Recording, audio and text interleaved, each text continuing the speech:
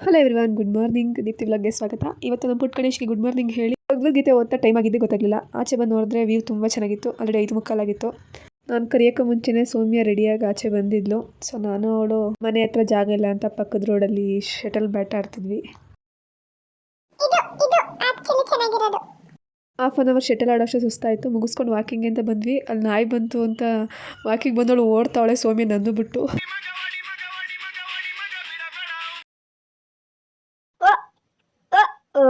Exercise ಮುಗಿಸ್ಕೊಂಡ್ಬಂದ್ಮೇಲೆ ಅಮ್ಮ ರಾಗಿ ರೊಟ್ಟಿ ಮಾಡಿತ್ತು. ತಿಂದ್ಕೊಂಡು ಸ್ವಲ್ಪ ಹೊತ್ತು ರೆಸ್ಟ್ ಮಾಡಿ ಆಮೇಲೆ ಮನೆ ಕೆಲಸಕ್ಕೆ ಹಾಜರಾದ್ವಿ. ಇವತ್ತು ಶೋಕೇಸ್ ಎಲ್ಲ ತೆಗ್ಸಿ ಕ್ಲೀನ್ ಮಾಡಿಸ್ತಿದ್ದಾರೆ. ಗ್ಲಾಸಲ್ಲಂತೂ ಧೂಳು ಕೇಳೋದು ಬೇಡ.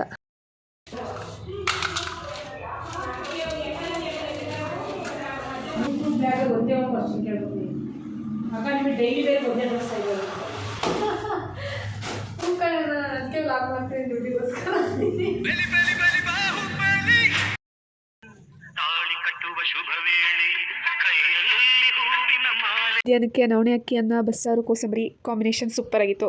ನಾವು ಊಟ ಮುಗಿಸ್ಕೊಂಡು ನಮ್ಮ ಮಾಮೂಲಿ ಮೀಟಿಂಗ್ ಪ್ಲೇಸಿಗೆ ಬಂದ್ವಿ, ಅರ್ಶಂಟಿ ಮನೆಗೆ. ಸೊ ಎಲ್ಲ ಮಾತಾಡ್ತಾ ಕೂತಿದ್ವಿ. ಫ್ರೀ ಕರೆಂಟ್ ಕೊಟ್ಟಿದ್ರು, ಕರೆಂಟ್ ಬಿಲ್ ಜಾಸ್ತಿ ಬಂದಿತ್ತು ಅಂತ ಕರೆಂಟ್ ಬಿಲ್ ತೋರಿಸಿ ಲೈನ್ ಮೇಲೆ ಹತ್ರ ಫುಲ್ ವಿಚಾರಿಸ್ತಾವ್ರೆ ಅಮ್ಮ ಅರ್ಶಂಟಿ. ಇದಾಗಿತ್ತು ಇವತ್ತಿನ vlog. Thank you for watching. Take care, stay happy for ever.